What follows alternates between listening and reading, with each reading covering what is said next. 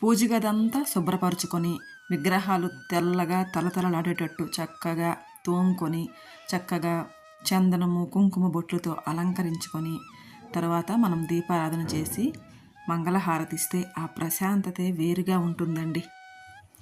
Just అలా ఆ వాటర్లో ముంచి తీసిస్తే సరే, ఎలాంటి నల్లబడిన వస్తువైనా సరే, జిడ్డు పట్టిన వస్తువైనా సరే తెల్లగా తలతల బంగారంలా మెరిసిపోతాయి. అదే లిక్విడ్తో ఇక్కడ జిడ్డు పట్టిన ఈ బల్బు చూడండి, నేను పూజా రూమ్లో పెట్టుకుంటాను. అగరవత్తులు పొగకి తర్వాత దీపాలు పెట్టి ఆ పొగ అంతా వెళ్తుంది కదండి, ఆ లైట్ అలా నల్లబడిపోయింది అనమాట. జస్ట్ అలా ఆ స్ప్రే అంటే అదే ఆ లిక్విడ్ని అలా స్ప్రే బాటిల్లో వేసుకొని జస్ట్ అలా స్ప్రే చేస్తే చాలండి. స్ప్రే చేసి తుడిస్తే చాలు, మళ్ళీ కొత్త బల్బులా అయిపోతుంది. అయితే ఆ పైన కన్నాల్లో మాత్రం వేయకూడదు. ఆ ప్లగ్ హోల్డర్ ఉంటుంది కదండి, ఆ ప్లగ్లో మాత్రం వేయకూడదు, హోల్డర్స్లో. ఇంక ఓన్లీ బల్బ్ మీద వేసుకొని కనుక పెట్టుకుంటే బల్బు ఎంత చక్కగానో వెలుగుతుందండి, మళ్ళీ కొత్త బల్బులా అవుతుందన్నమాట. హలో అండి, welcome back to our channel.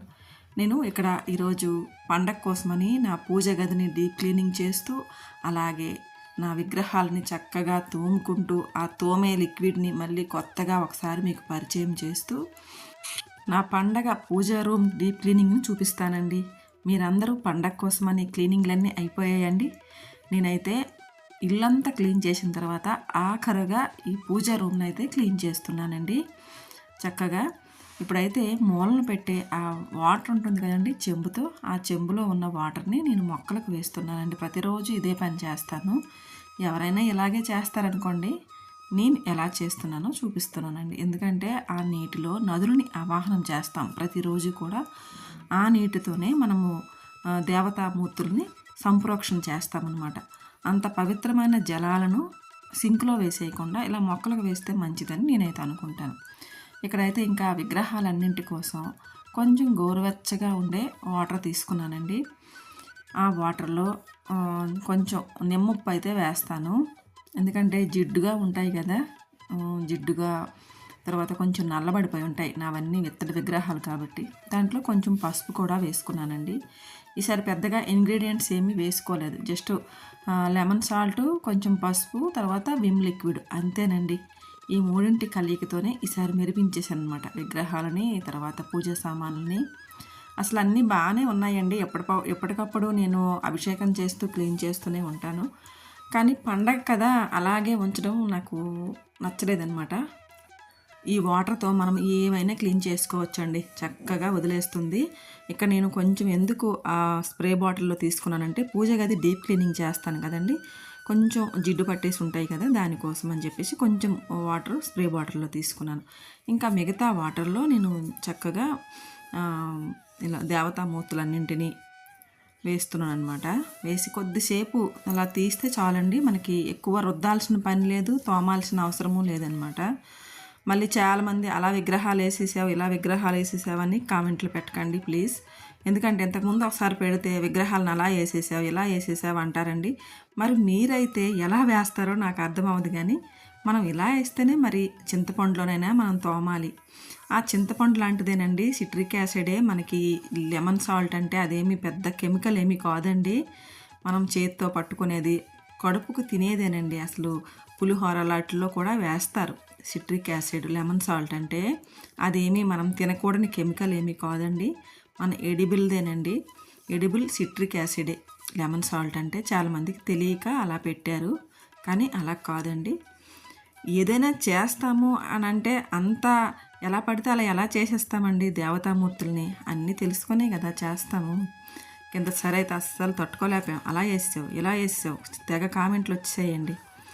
అందుకనే ఒక్కసారి అలా చెప్తున్నాను. మళ్ళీ ఒకసారి దయచేసి ఎటువంటి నెగిటివ్ కామెంట్స్ అయితే పెట్టకండి, జస్ట్ చూడండి, మీకు కూడా ఉపయోగపడితే ఉపయోగించుకోండి ఆ టిప్స్ని.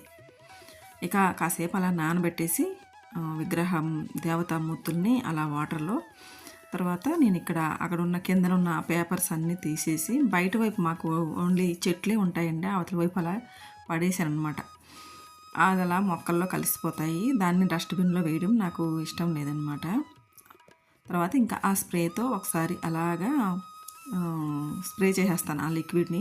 అసలు ఈ లిక్విడ్ వాసన వలన పెద్దగా ఘాటు వాసన ఉండదు కానండి, పులుపు ఎక్కువ ఉండడం వలన మనకి త్వరగా ఆ సాలిడ్లు రావు, తర్వాత బూజులు రావండి. తర్వాత మనకి ఎటువంటి బల్లులు అలాంటి కీటకాలు కూడా రావండి ఈ పూజా రూమ్లోకి. ఈ లిక్విడ్తో కనుక స్ప్రే చేసుకుంటే మీరు లిక్విడ్ తయారు చేసుకోండి, చాలా వాటికి ఉపయోగపడుతుంది. మనం దేవుడి గది తుడుచుకున్నా, కిచెన్ తుడుచుకున్నా సరే మనకి చీమలు, బొద్దింకలు అలాంటివి ఏమీ రావండి. మంచి లిక్విడ్ ఇది అసలు. ఇంకా అందులో వెనిగర్ అవి కూడా వేసుకుంటే ఇంకా మంచిది. కానీ అవన్నీ లేవు మా దగ్గర అనుకుంటే జస్ట్ ఈ 2 కలయికతోనే మనం అద్భుతాలు సృష్టించవచ్చు అనమాట. బయట వందలు పోసేసి ఆ లిక్విడ్స్, క్లీనింగ్ లిక్విడ్స్ తెచ్చే కన్నా ఇలా సింపుల్గా మనం ఇంట్లోనే తయారు చేసుకోవచ్చు. బయట మనం కొనే ఒక క్లీనింగ్ లిక్విడ్ బాటిల్ డబ్బులతో మనము ఒక 6 నెలలకి సరిపడా క్లీనింగ్ లిక్విడ్ అయితే ఇంట్లో తయారు చేసుకోవచ్చండి. ఇక్కడ చూడండి, నేను ఆ బల్బుని ఎంత బాగా మీకు మొదట్లోనే చూపించాను కదా, చక్కగా ఇలా జస్ట్ అలా స్ప్రే చేసి తుడిసిస్తే సరే తెల్లగా కొత్తగా అయిపోయిందనమాట. మీకు ఇప్పుడు పెట్టి చూపిస్తాను ఎంత చక్కగా వెలుగుతుందో. ఇప్పుడు స్విచ్ వేస్తాను చూడండి, చక్కగా వెలుగుతుంది. మళ్ళీ కొత్త బల్బులా అయిపోయిందండి. ఇలాగే మనం స్విచ్ బోర్డుల మీద కూడా తుడుచుకోవచ్చు. కాకపోతే స్విచ్ బోర్డుల మీద స్ప్రే చేసేటప్పుడు మనం చిన్న క్లాత్ మీద అది స్ప్రే చేసి తుడుచుకుంటే మనకు నీట్గా అయిపోతుందండి. అంత మంచి లిక్విడ్ అనమాట ఇది. ఎలాంటి మొండి మరకలైనా, జిడ్డు మరకలైనా ఈజీగా వదిలిపోతాయి అన్నమాట. ప్రతి ఒక్కరూ తయారు చేసుకోండి ఈ లిక్విడ్ని, చాలా ఉపయోగపడుతుంది. తయారు చేయడానికి ఎక్కువ టైం కూడా పట్టదండి. జస్ట్ ఒక 5 నిమిషాలు ఆ ఐటమ్స్ కొని తెచ్చుకుంటే మనకి విమ్ లిక్విడ్ ఎలాగో ఇంట్లోనే ఉంటుంది. ఆ మిగతా లెమన్ సాల్ట్ అవి తెచ్చుకుంటే మనకి ఇంకా అసలు ఈజీగా అప్పటికప్పుడు తయారు చేసుకోవచ్చు అనమాట. అంత బాగుంటుంది లిక్విడ్. నేనైతే స్టవ్ క్లీనింగ్లకి అన్నిటికీ ఇదే ఉపయోగిస్తాను. చూపిస్తానులేండి మళ్ళీ ఒకసారి. నేనైతే దీంతో ఎన్ని అద్భుతాలు చేస్తుంటానండి. ఇంట్లో ప్రతిదీ దీంతో క్లీన్ చేసేస్తాను. మెలమెలా మెరుస్తాయి అన్నమాట. మీరు కూడా ఒకసారి ట్రై చేస్తే అది మీకు నమ్మశక్యంగా ఉంటుంది. నేను చెప్తే అవునా అని అనిపిస్తుంది, కానీ మీరు ఒకసారి ట్రై చేయండి. ఈ లిక్విడ్ని చాలా బాగా ఉపయోగపడుతుంది. నేను ఇక్కడ ఇంకా డోర్సు అన్నీ తుడిసేస్తున్నానండి. ఈసారి కొంచెం ఎక్కువ రోజులే అయింది తుడవక, అయినా కూడా ఏమీ అవ్వలేదండి. బూజులు రాలేదు, బల్లులు ఉండవు, కాక్రోచెస్ ఉండవు. ఎందుకంటే అప్పుడప్పుడు నేను స్ప్రేతోనే తుడిసేస్తాను కాబట్టి నీట్గానే ఉంటుంది. చిన్న గదే కదా, నీట్గానే మెయింటైన్ చేసేయవచ్చు. అలా ముందు ఒకసారి ఆ స్ప్రే బాటిల్తో మొత్తం స్ప్రే చేసేసి మొత్తం అలా నీట్గా ఒక క్లాత్ పెట్టేసి తుడిసేసి, తర్వాత మళ్ళీ ఒక్కసారి తడి బట్టతో మళ్ళీ ఒక్కసారి తుడిసి, తర్వాత మళ్ళీ పొడి బట్టతో తుడిసిస్తే ఇంకా మిల్లమిలా మెరుస్తుందండి. మనకి పండక్కి కొత్తగా రెడీ అయిపోతుంది అనమాట మన పూజా మందిరం. చూడండి, ఎక్కడ ఎటువంటి నల్ల మరకలు లేకుండా, జిడ్డు మరకలు లేకుండా, మసి మరకలు లేకుండా టైల్స్ అన్నీ ఎంత చక్కగా మెరుస్తున్నాయో. ఇలా చక్కగా తుడిసేసిన తర్వాత డ్రై క్లాత్తో కాసేపు వదిలిస్తే చక్కగా ఆరుతుందనమాట. ఈలోగా మనము పూజా సామాన్లు వాటర్లో వేసుకున్నాం కదండి, ఈ లిక్విడ్లో, వాటిని ఒకసారి నీట్గా శుభ్రపరచుకుందాం. ఇక్కడ చూడండి ఒకసారి అలా ముంచి జస్ట్ అలా తీసి ఒక కొత్త స్క్రబ్బర్ ఏదైనా ఉంటే దాంతో జస్ట్ ఇలా అనుకుంటే, మనము అనుకోకపోయినా పర్లేదు, లేదా మన తృప్తి కోసం అలా అనుకుంటే ఇంకా అసలు బంగారంలా ఉంటాయండి. ప్రతి ఇత్తడి సామాను కూడా మెలమెలా మెరుస్తుంది. అసలు మన కళని మనమే నమ్మలేం, అంత చక్కగా మెరుస్తాయి. చూడండి, ప్రతిది కూడా ఎక్కడా నల్లగా ఉండవండి, అంత బాగుంటాయి. మీకు తోమిన విగ్రహాలన్నీ చూపిస్తానండి. కొంచెం ఆరబెట్టాను. తర్వాత ఈలోగా నేను ఇక్కడ పిల్లల బుక్స్కి వేసే అవి ఉంటాయి కదండి, అట్టల తాలూకుది మనకు బుక్ స్టోర్లో దొరుకుతుంది. ఇది పైన కవర్స్ వేస్తాం కదా బుక్స్కి, ఆ కవర్స్ తాలూకా రోలర్ అనమాట ఇది. ఆ రోలర్ కనుక తెచ్చుకుంటే మనకి చాలా రోజులు వస్తుంది. అదే నేను ఇక్కడ విగ్రహాల కిందనైతే వేస్తానన్నమాట. వీటిపైన మళ్ళీ చిన్న చిన్న ప్లేట్లలో విగ్రహాలు పెట్టి పెడతానన్నమాట. డైరెక్ట్గా నేల మీద పెట్టిస్తే నేలంతా మరకలుగా చిరాగ్గా ఉంటుంది. మనకి ఈ రోల్ అనుకోండి, పైన మనకి ఒకవేళ నీళ్లు పడినా, చిన్న తడి పడినా సరే మనకి పైన చిన్న కవర్లా ఉంటుందండి. జస్ట్ క్లాత్ ఇలా తుడిసిస్తే మళ్ళీ నీట్గా అయిపోతుంది.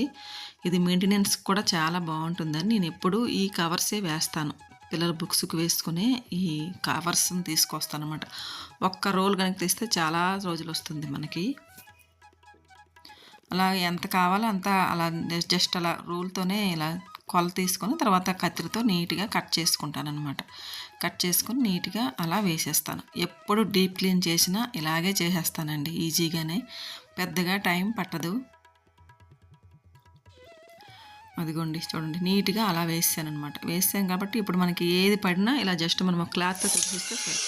ఇవిగోండి విగ్రహాలు చూడండి, దేవతామూర్తులు ఎంత చక్కగా మెలమెల మెరుస్తున్నారు. ఈ విగ్రహాలన్నింటికి చక్కగా చందనంలో కొంచెం జవ్వాది పౌడర్ వేసుకొని చక్కగా కుంకుమ బొట్లు పెట్టుకుంటే చాలా బాగుంటుంది. ఇలా ఈ కుంకుమలోనండి కొంచెం 2 లవంగాలు కానీ, కుంకుమలోను పసుపులోను రెండింటిలోనూ కూడా కొంచెం లవంగాలు, లేదంటే పచ్చకర్పూరం కానీ, లేదంటే మామూలు కర్పూరం కానీ వేసుకుంటే మనకి ఎంత కుంకుమ బయట ఉన్నా అస్సలు పురుగు పట్టదండి. ఈ టిప్ నచ్చితే కనుక మీరు ట్రై చేయండి. నేను అలాగే ఆ పూజా రూమ్లోనే పెట్టుకుంటాను. ఆ డబ్బా అలా ఉంది కదండి, బోల్డ్ పడుతుంది అందులో నేను జస్ట్ ఆ కుంకుమలో కొంచెం కర్పూరాన్ని ఇలా చిదిమేసి పౌడర్లా చేసేసి వేసుకుంటానమాట. ఇంకెన్ని రోజులైనా మనకి అది పురుగు రాదనమాట, కుంకుమ కానీ పసుపు కానీ. ఇప్పుడు నేను ఇక్కడ కొంచెం జవ్వాది చంద్రంలో కలుపుకొని బొట్ల కోసం అయితే రెడీ చేసుకుంటాను.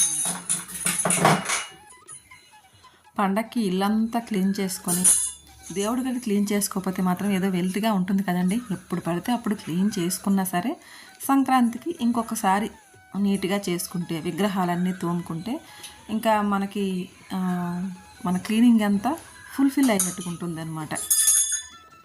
దేవతా విగ్రహాలు ఎంత కొత్తగా ఉన్నా అంటే నల్లబడిపోకుండా ఉన్నా సరే ఒకసారి సంక్రాంతి అంటేనే అంత కొత్తదనం.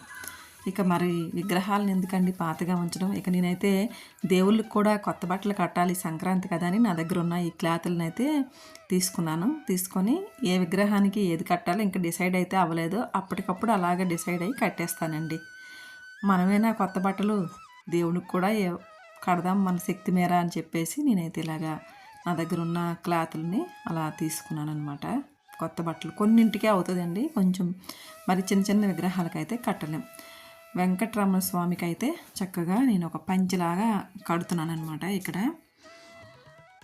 నాకు కొన్ని విగ్రహాలకి బట్టలు కడితేనే నచ్చుతుంది, చిన్న చిన్న విగ్రహాలకి కట్ట అవసరం లేదండి. కొంచెం ఎత్తుగా ఉండే విగ్రహాలకు మాత్రం తప్పకుండా బట్టలు కడతాను, నాకు ఇష్టం. బట్టలు కట్టిన తర్వాత పచ్చకర్పూరం కొంచెం ముద్దలా చేసుకొని ఇలా స్వామివారికి అయితే నామం పెట్టాను అనమాట. తర్వాత ఇంకా అన్ని బొట్లు అన్నీ పెట్టేసిన తర్వాత ఇలా దేవుడి గదిలో సర్దుకుంటున్నానండి. ఎక్కడ ఏ విగ్రహాలు పెట్టాలో అక్కడ ఇలా అన్నీ సర్దుకున్నాను అనమాట. ఇంకా దీపం పెట్టుకుందామని చెప్పేసి దీపాలు కూడా అక్కడ పెట్టుకున్నాను. ఇంకా క్లీనింగ్ అంతా అయిన తర్వాత స్వామివారికి చక్కగా ఇలా సింపుల్గా దీపారాధన చేసుకొని మంగళహారతి అయితే సమర్పించుకున్నానండి. ఇదేనండి నా పూజా గది డీప్ క్లీనింగ్. ఐ హోప్ ఈ వీడియో మీకు నచ్చిందని అనుకుంటున్నాను. వీడియో నచ్చితే కనుక లైక్ చేయండి, షేర్ చేయండి, సబ్స్క్రైబ్ చేసుకోండి. ఇంకో మంచి వీడియోతో మళ్ళీ కలుద్దాం. అంతవరకు బాయ్ అండి.